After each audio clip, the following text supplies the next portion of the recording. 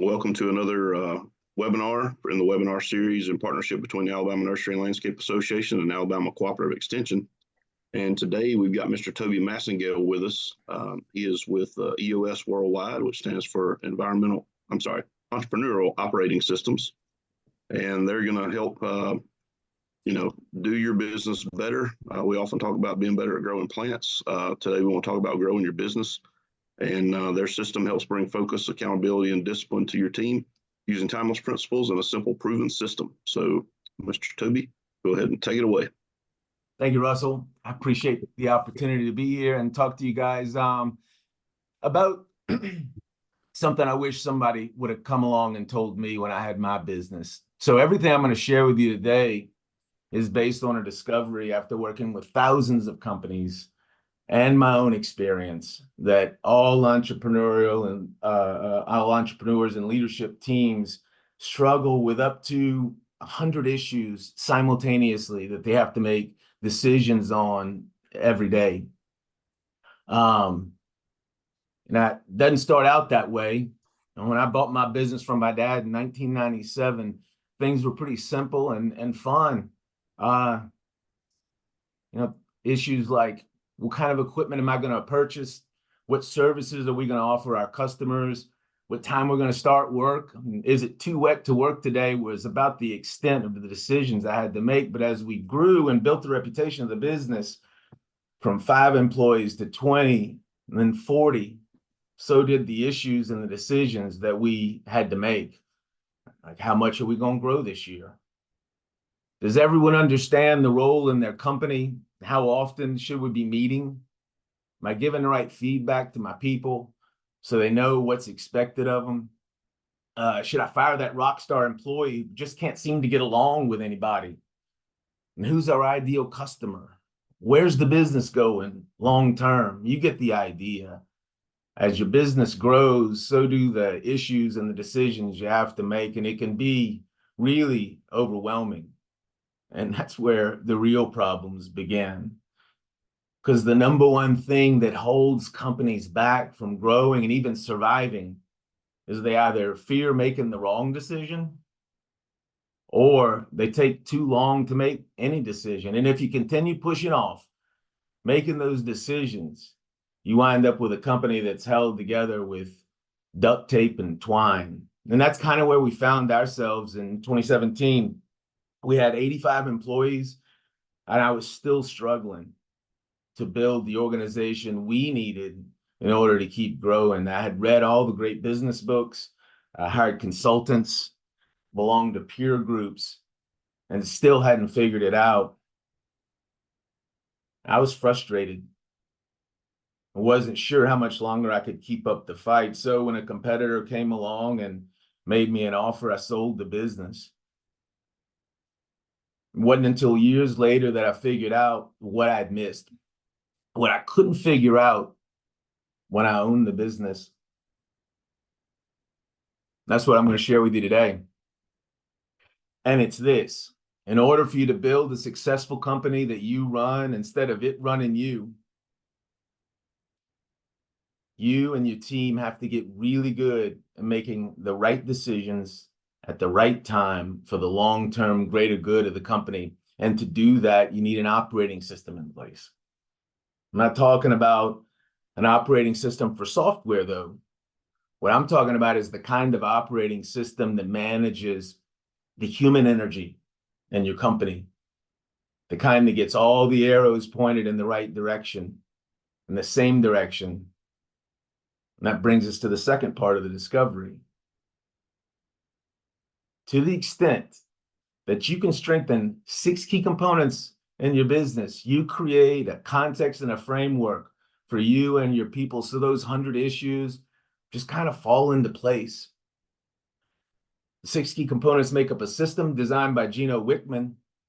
They're rooted in concepts that have been around 100 years. They're going to be around 1,000 more. But Gino recognized that these 6 components are all connected. Much like a car needs an engine and a drivetrain and tires to get on down the road, they work together as one, and they all have to be strong. He combined that with a simple set of tools he created to make implementing the concepts in your business a little more practical, and he called it the Entrepreneurial Operating System, or EOS. It's a way to harmonize and orchestrate all the moving parts of your business. And when implemented at the leadership team level, makes them better at three things we call vision, traction, and healthy. And vision is just about getting everybody on the same page, rowing in the same direction. Traction is about creating a culture of discipline and accountability so that everywhere you look in the organization, you see folks executing on that vision. And healthy means just making the team more cohesive and functional, open and honest, because let's face it, lots of times they're not. So we're going to look at the model, or look at the system rather. And the best way to do that is looking at a model with your business in the center. I'm going to go through each of the 6 components. And the first component for your business, for any business for that matter, is a component we call the vision component. And like I said, vision component is about getting everybody on the same page to set the course for the future of your business. We get together with the leadership team and we answer 8 questions that are going to catalyze and streamline, get everybody on the same page. Those 8 questions are: what are your core values? What's your core focus? What's your 10-year target? Where you want to be 10 years down the road? What's your marketing strategy? What's a 3-year picture look like for the organization? In order to get where you want to be in 10 years, where do you have to be in 3? What's your 1-year plan in order to reach that 3-year picture? And what are your 90-day goals? What's most important for the next 90 days if you're going to accomplish that 1-year plan? And then last, what's on your issues list? So the second component is the people component, because let's face it, no great vision's ever been achieved without great people in the organization. But here's the catch. Everybody defines great people differently. So what we do is get together with the leadership team and we define what great people look like for your organization. Then we make sure that everybody is sitting in the right seat where they get to do every day what they're good and best at. A third key component is the data component. With the data component, it's about making decisions in the organization based on objective facts rather than heuristics, your gut feel, what side of the bed you woke up on that day. Want to get together with the leadership team and just define the 5 to 15 key metrics in the organization to give you a finger on your pulse of how the business is doing. Ultimately, we assign everybody in the organization a measurable, and a measurable is just a number that I, as an employee, am responsible for keeping on track, so that everybody feels like they're part of that car moving down the road, part of helping the organization to be successful and reach its vision. And so, funny thing happens, once you get your vision and your people and your data component strong in the organization, all the imperfections and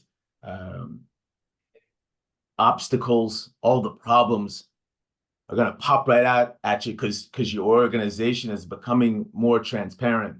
And so that brings us to the 4th key component, the issues component.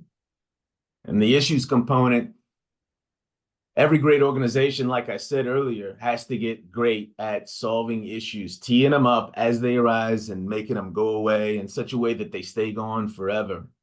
So we teach leadership teams about an issues list. An issues list is just about getting those issues that are in your head out of your head and on a list somewhere. We want everybody in the organization to feel comfortable raising their hand if they see a problem and getting that issue on that list. And then we teach a process we call IDS to tee the issue up and solve it in a way that it stays gone.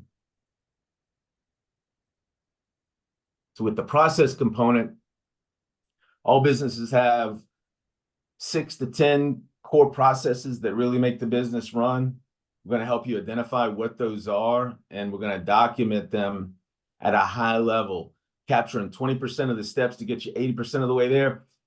Point being, trying to avoid a 700-page SOP manual that nobody's going to read. That's what we did.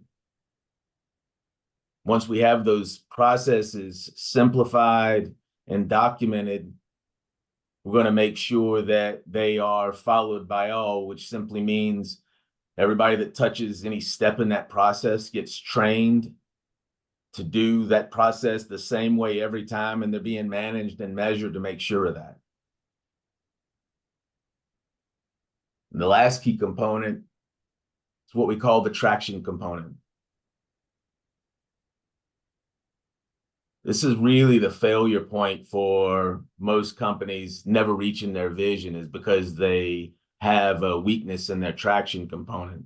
To make sure that doesn't happen, we have 2 tools we're going to introduce. Rocks, which I mentioned earlier, are those 90-day priorities, but we're also going to introduce a meeting agenda where teams get together on a weekly basis. They look one another eye to eye, follow an agenda that makes sure that those rocks in the scorecard stay on track. And if they get off track, make sure that we all decide as a team what we need to do to get it back on.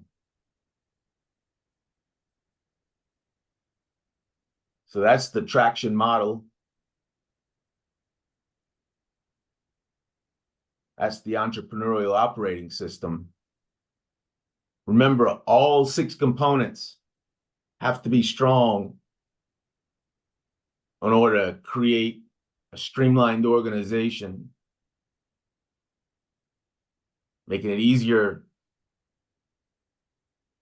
to make the decisions that you need to make as they come up and move your organization towards its vision.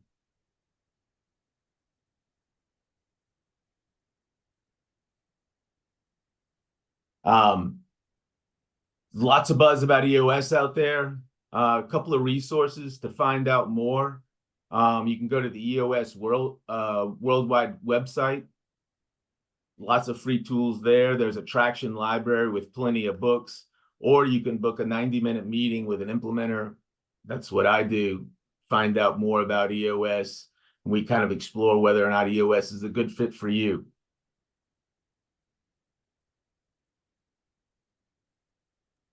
So I guess we could open it up to questions now if anybody's got any. Toby, I'll ask, as far as the right people in the right seat.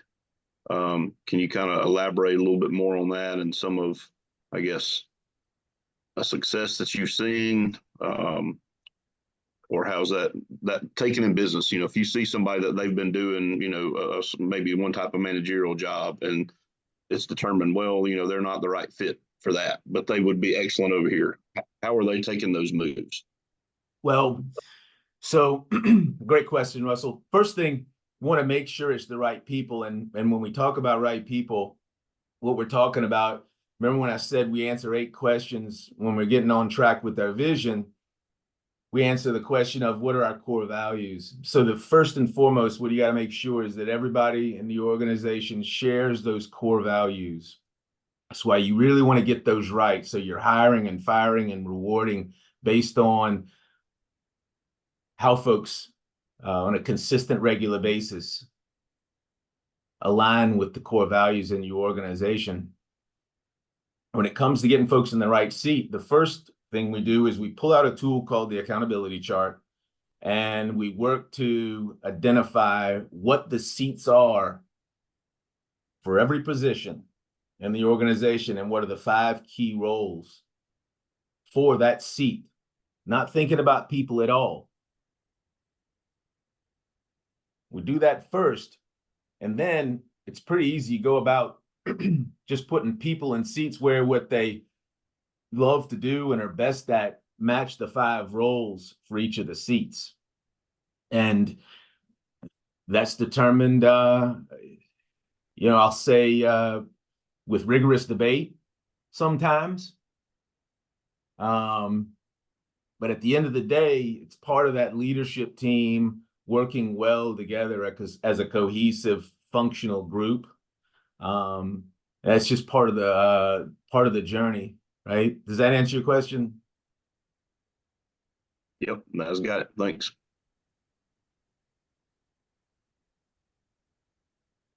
Toby, what's the biggest sticking block for people in trying to adopt this?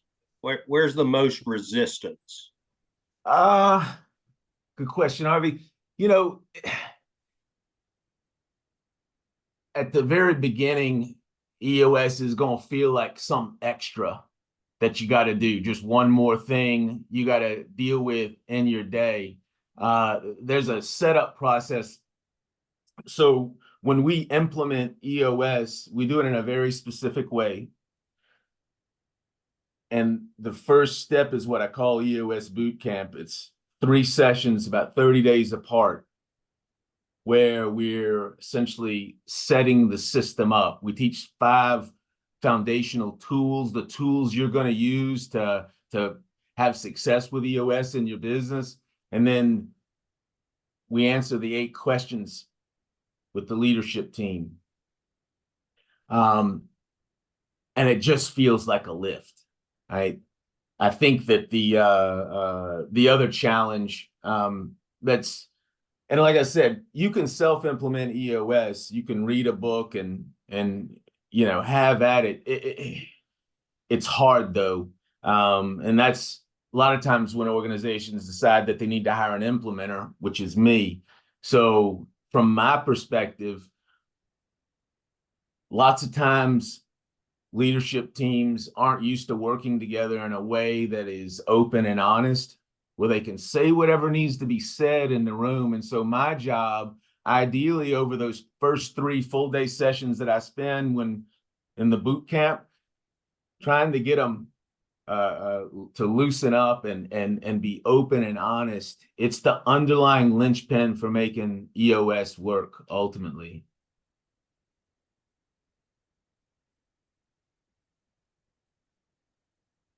Yeah, that kind of segues into my next question, developing that issues list. Seems like that's something that you got to have team members that are willing to be open and honest and take constructive criticism and that sort of thing. And maybe if they can't do that, then they may not be the right people for the company. That's right. That's right. And it's a cultural dynamic that you're trying to create where everybody feels comfortable raising their hand and getting the issue on that list. But if that doesn't happen, then unfortunately it doesn't remain in neutral. Politics and silos ensue, and EOS just won't work in that kind of environment. And it doesn't come overnight. It takes, on average, about 13 sessions when you're working with an implementer. And maybe you can begin to see where an implementer is an advantage to bring in to kind of bust up those politics and those silos and kind of call everyone's hand in the room at being open and honest. But it takes about 2 years to really fully implement EOS in an organization to where it's humming and singing along, right? And they can't imagine life without EOS in their business. Now I've seen it too. I had a unique experience when I was in Vistage. All my buddies, we were all looking for the same thing. We were all trying to build our businesses in a better way. And this was just kind of frustrating, to be honest with you, because there'd be a speaker come in once a month, tell you about this woohoo thing that was going to solve all our problems, but it was just one piece of the puzzle. And it wasn't until after I sold my business and got out of Vistage that each one of my Vistage buddies, and I'm talking about each one of them, 10 in all, began to implement EOS. And we still get together once a month and talk. So I got to see right before my eyes, they all said it changed their lives. I saw it firsthand.